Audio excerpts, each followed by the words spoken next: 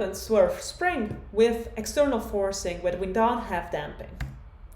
Well, if we still have the same situation, we have mu u second plus ku equals f0 cosine omega t.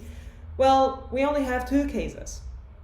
Either the omega is the same as the natural frequency without the forcing term, or it's different. You remember when we have cosine with the frequency of the solution of the homogeneous ODE, we have to take it at a separate case, and this is what we're doing. The first step is when the frequency of the forcing term is different than this frequency of the natural frequency of the system. Then the general solution is a linear combination of it's the sum of the general solution of the homogeneous problem and a term that we can actually compute, f0 divided m omega 0 squared minus omega squared times the cosine omega t, that is the block of the forcing term. Let's look at a special case. It's a special case in which you start at 0 with no speed. So u0 is equal to u prime 0 is equal to 0. So the mass is fully at rest, and you start pushing it. And you can compute that c0 in this case is equal to 0, and c1 is minus the coefficient of the forcing term. You can rewrite things a little bit, and you find that the full solution is 2f0 divided m multiplied by the differences of the square between omega 0 and omega, and then the multiplication between two sines. Sines of 1/2 omega naught minus omega times t, and sine 1/2 omega naught plus omega times t.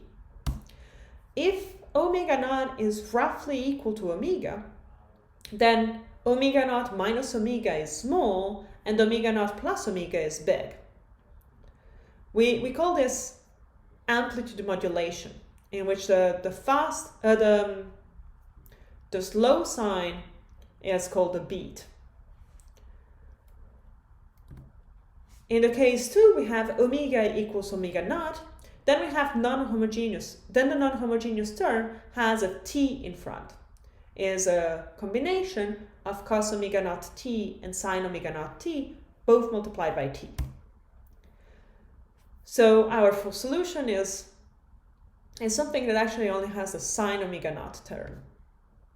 We can put the same initial conditions in as we did before, u0 equals 0, u prime 0 is equal to 0, and we see that the cosine, both the cosine and the sine coefficient then are equal to 0 in this case. Let's look at the MATLAB code for amplitude modulation.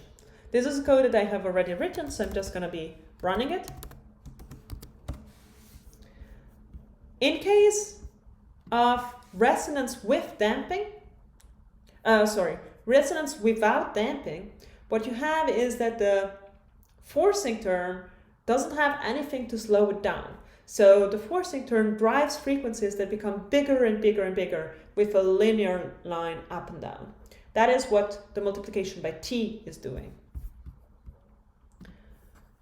When instead you have amplitude modulation, you have something like this. You have the multiplication between two sines, and the slow sign actually have this like combines the multiplication within these bounds. That what we call amplitude modulation.